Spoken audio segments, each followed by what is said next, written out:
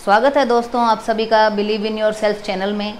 और जैसा कि हमने पिछले वीडियो में देखा था, हर्षवर्धन का जो एम्पायर, उसका जो एडमिनिस्ट्रेशन है और हर्षवर्धन का जो पीरियड था उसको हमने पूरा डिटेल में स्टडी किया है। तो मैंने आपको बताया था कि हर्षवर्धन जो थे वो क्या था कि साउथ में जो अपना टेरिटोरियल एक्सपेंशन नहीं कर पाए थे, कौन सा किंग था, कौन सी ऐसी पावर थी जिसने हर्षवर्धन को साउथ में अपने किंगडम का एक्सपेंशन नहीं करने दिया, तो उसके बारे में आज हम देखेंगे। तो वो किंग थे पुलकेशिन II, जो कहाँ से थे, वातापी से। ओके, तो चलिए देखते हैं हम। वातापी साउथ में एक किंगडम है, ठीक है, जो कौन से पुलकेशिन II जो थे वो कौन सी डायनेस्टी से बिलोंग करते थे, चालुक्य डायनेस्टी से वो बिलोंग करते थे। और चालुक्य डायनेस्टी थी वो बहुत ही स्ट्रॉन्ग और पावरफुल किंगडम था एक, जो कहाँ स्प्रेड था, साउथ इंडिया में। और जो चालुक्यन किंग्स थे उनकी जो कैपिटल थी, राजधानी जो थी उनकी, वो क्या थी, वातापी, जिसे मेडिवल एरा जो था उसमें, स्टार्ट ऑफ मेडिवल एरा में क्या बोला जाता था, बदामी। ओके, तो ये जो कैपिटल है, ये एक पॉइंट है जो आपको याद रखना है कि चालुक्यन किंग्स की कैपिटल क्या थी, ठीक है, बदामी या वातापी। उसके बाद हम बैकग्राउंड देखते हैं चालुक्यन किंग्स का, कि चालुक्य डायनेस्टी थी, उसके फाउंडर या फिर पावरफुल रूलर्स कौन थे। तो इसमें इनके एक पावरफुल रूलर का नाम दिया हुआ है, वो है पुलकेशिन I। तो पुलकेशिन I और पुलकेशिन II में हमें कंफ्यूज नहीं होना है। पुलकेशिन I जो थे वो पहले आए थे और वो बहुत ही पावरफुल रूलर थे। पुलकेशिन I जो है वो पावरफुल रूलर थे। एक उनकी खास बात ये थी कि उन्होंने परफॉर्म किया था अश्वमेध यज्ञ। अश्वमेध यज्ञ का मतलब होता है कि इसमें अश्व मतलब घोड़ा, हॉर्स।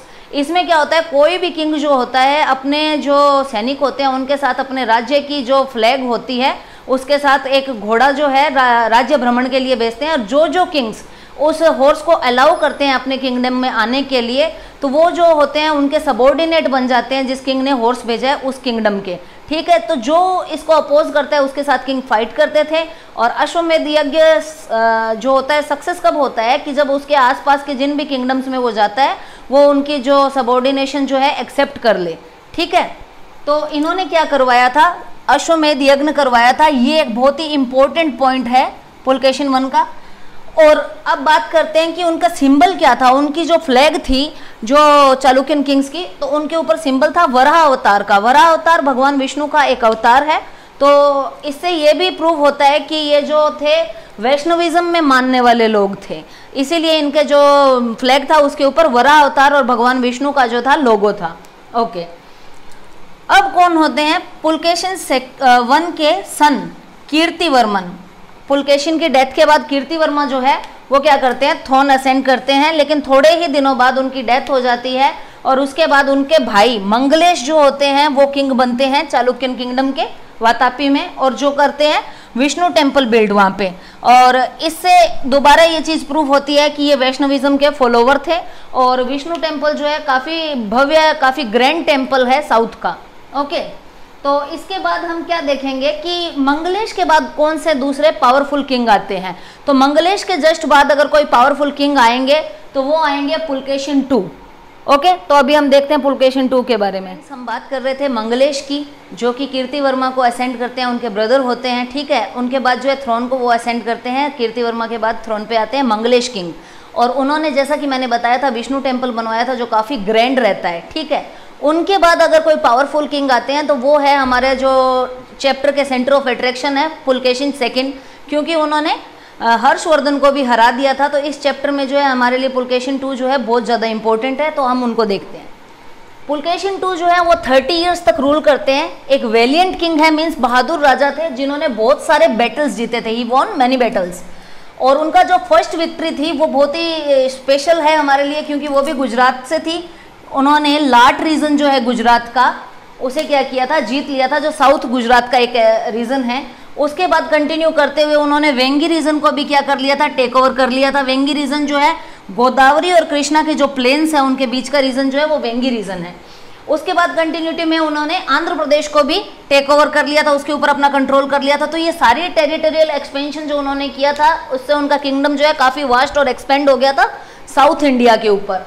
इसके बाद हम देखते हैं फ्रेंड्स कि जो पुलकेशी टू है वो क्या करते हैं, अपनी जो कैपिटल सिटी है वातापी उसके ऊपर पूरा फोकस करते हैं और उसे एक मैग्निफिसेंट और स्प्लेंडर जो वे है उसमें क्या करते हैं, रिप्रेजेंट करते हैं, उसका डेवलपमेंट करते हैं।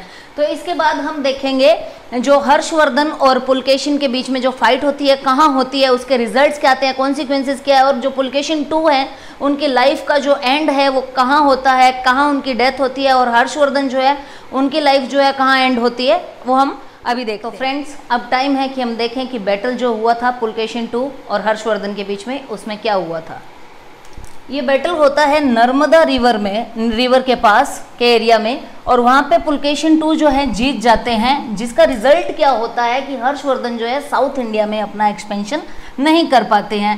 एक ट्रीटी होती है जिसके अकॉर्डिंग पुलकेशिन जो है उनका रीजन जो रहेगा नर्मदा से साउथ का रहेगा, और नर्मदा से जो ऊपर नॉर्थ का रीजन है उस पर हर्षवर्धन रहेंगे। और अकॉर्डिंग टू दिस ट्रीटी ये दोनों अपने एरियाज़ को दूसरे के एरिया में एक्सपेंड करने की कोशिश नहीं करेंगे, ठीक है। उसके बाद architectural work of Pulakeshin two, caves of Vatapi और धारापुरी जो है पुलकेशिन टू के टाइम में बनाई गई थी, और उसके अलावा जो मोराल्स ऑफ अजंता में जो पेंट करवाया गया था वो भी पुलकेशिन टू के टाइम पे ही करवाया गया था। अब हम देखते हैं कि ह्वेनसांग जिन्होंने विजिट किया था हर्षवर्धन को, उन्होंने पुलकेशिन सेकेंड के जो कोर्ट है उसको भी विजिट किया था, ठीक है। उन्होंने इसका बहुत ही विविड जो डिस्क्रिप्शन है अपनी बुक में दिया है, अपने ट्रेवलॉग में दिया है। उसके अलावा उन्होंने लिखा है कि हिंदुइज्म के फॉलोवर थे जो चालुक्यन किंग्स थे, और पुलकेशिन टू स्पेशली, ठीक है। अब पुलकेशिन टू का जो टाइम था, रेन था, उसमें जो था डिक्लाइन होने लगा था बुद्धिज़्म का, और एक नया रिलीजन निकल के आया था, वो था एक नया सेक्ट था दिगंबर सेक्ट ऑफ जैनिज्म, वो काफ़ी पॉपुलर हुआ था उस वक्त में। और फ्रेंड्स हर्षवर्धन और पुलकेशिन दोनों ही कॉन्टेम्प्रेरी किंग्स थे जिन्होंने बहुत अच्छा रूल किया, एक ने नॉर्थ इंडिया में, एक ने साउथ इंडिया में। तो धीरे धीरे टाइम के साथ साथ पुलकेशिन टू 642 CE जो ईयर है उसमें कांचीपुरम के जो पल्लव किंग्स हैं उनके साथ फाइट करते हुए क्या हुए, डेथ हो गई उनकी, ठीक है। तो उनकी डेथ हो जाने के 5 साल बाद हर्षवर्धन की भी डेथ हो जाती है 647 CE में। इस तरीके से ये दो जो स्ट्रॉन्ग और वेलरस जो किंग्स हैं इनकी लाइफ का जो है एंड होता है। इन्होंने अपने टाइम में बहुत ही अच्छा अपना किंगडम एक्सपेंशन किया होता है। कुछ पॉइंट्स जो हैं वो मैं डिस्कस करती हूँ जो आपको कंपैरेटिवली पढ़ने हैं कि जो पुलकेशिन टू था हिंदुइज्म का फॉलोवर था, while Harshvardhan was follower of Buddhism, ठीक है। ये बातें आपको याद रखनी है। नर्मदा से नॉर्थ का रीजन जो था हर्षवर्धन का था, और नर्मदा से जो साउथ का रीजन था वो पुलकेशिन टू का था। और इसके अलावा अगर आपके कोई भी डाउट हो तो आप कमेंट सेक्शन में मेंशन कर सकते हैं। I hope you like my video and lectures, and please like and subscribe my channel. We will meet soon, and please like and subscribe. Believe in your self.